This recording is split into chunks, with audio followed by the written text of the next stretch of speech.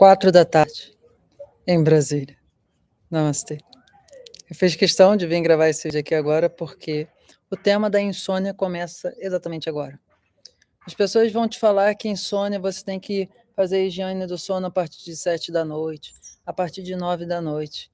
Mas hoje a gente vai entender por que, na verdade, o momento adequado de você começar a sua jornada de cura é no momento de baixa pressão atmosférica. Aí você vai falar, quê? Como assim baixa pressão atmosférica? Muito do que a gente vai falar hoje, ao longo dos nossos 3 pés, dos nossos 3 passos, é que a medicina circadiana atual só conhece uma parte do mecanismo de sono, não que ela não seja relevante, que é o aspecto óptico barra visual barra luminoso.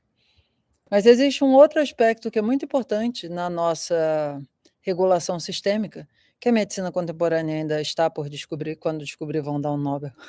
O Ayurveda fala isso há 5.000 anos, que é o nosso corpo ele é bastante modulado pelos padrões de pressão atmosférica. Se você quiser dar um Google aí, se chama maré barométrica, ok?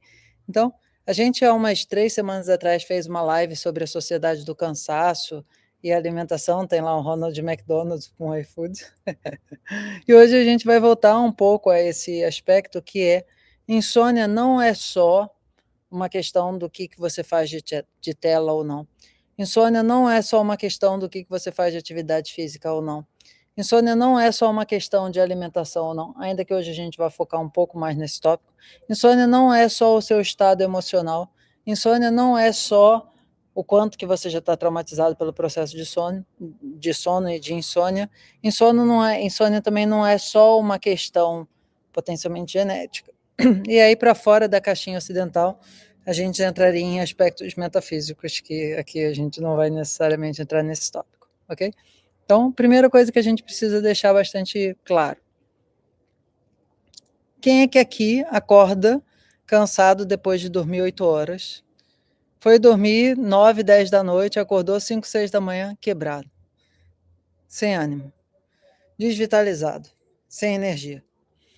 E aqui hoje a gente vai discutir uma das questões centrais da nossa normose doentia, que é essa crença que dormir de 10 às 6 da noite é uma coisa que te regenera. Esse paradigma ele tem 300 anos no máximo, e ele foi construído para servir uma ordem fabril. Ele criou a noção de um sono de 8 horas, ele criou a noção de um sono ininterrupto, e ele criou a noção de que o horário certo de dormir é por volta das 9, 10, 11 da noite. Mas isso não é um fato natural, e isso está longe de ser uma prática que, principalmente depois dos 40, 50, 60 anos de idade em diante, restaura o teu corpo. Por quê? Por que a gente precisa dormir adequadamente? Porque o nosso sistema tira estresse do nosso sistema nervoso quando a gente está tendo um sono de qualidade. Você pode chamar isso de sono profundo. Daqui a pouco a gente vai discutir um pouco o tópico da arquitetura do sono, no próximo tópico ainda dentro desse vídeo. Mas o mundo que a gente vive hoje em dia, de excesso de tela, por exemplo, nesse instante, de excesso de luminosidade, daqui a pouco o poste ali da frente vai ligar. De excesso de produtividade, tem que chegar em casa e fazer um mestrado. De excesso de dopamina, vou ficar ali no Netflix maratonando ou algo do gênero. Temos uma frase aqui muito importante. O cérebro moderno, ele nunca entra realmente num estado de repouso profundo durante a noite. Não estou dizendo, gente, que isso é uma verdade 108% absoluta para todo mundo. Mas a sociedade moderna, a sociedade contemporânea, ela cria um corpo cansado e um cérebro hiperestimulado. Por quê? Porque é muito barato a gente ficar com o nosso indicador ou qualquer coisa que seja, acessando um monte de estímulo sensorial que antes era bastante dispendioso do ponto de vista físico. Então, o que vai acontecer com a gente com o processo de insônia? Nosso corpo ele vai sentir que ele está morrendo, e ele vai começar a desenvolver potencialmente processos de resistência à insulina, vai aumentar uma inflamação generalizada, mas subclínica, que depois vai aparecer como uma doença, digamos, misteriosa / câncer. vai diminuir a sua capacidade cognitiva, o famoso atual brain fog, e um estado consistente de ansiedade, de angústia, porque essa insônia crônica, ela não é só um estado de cansaço em si, ela é um estado de não conseguir descansar quando está cansada. E esse é o grande drama do mundo moderno, porque você está ali cansado do ponto de vista do teu sentimento de vitalidade, mas a tua mente não para e o teu corpo não tem força para fazer atividade física. Toda essa grande bagunça, essa poliesculhambação metabólica, para parafrasear, ele tem um detalhe que ninguém fala. O GPT aqui na minha frente diz que começa às 19 horas, mas eu vos digo, enquanto Thiago Namastê, que acontece agora, às 4, 4h30, 5 da tarde, onde a gente está num vale de pressão atmosférica do dia. Essa variação de pressão atmosférica vai de mais ou menos 9, 10 da manhã a umas 4 da tarde, e isso, do ponto de vista contemporâneo, é o argumento mais importante que a gente tem para transcrever a perspectiva que o mundo ocidental ainda não conhece, que é um metabolismo de alta pressão atmosférica, ou de pressão atmosférica relativamente alta, versus um metabolismo de pressão atmosférica relativamente baixo. Então, esse tópico a gente ainda vai se aprofundar hoje, mas antes de seguir nele, eu quero abrir uma outra questão. Abre a caixinha.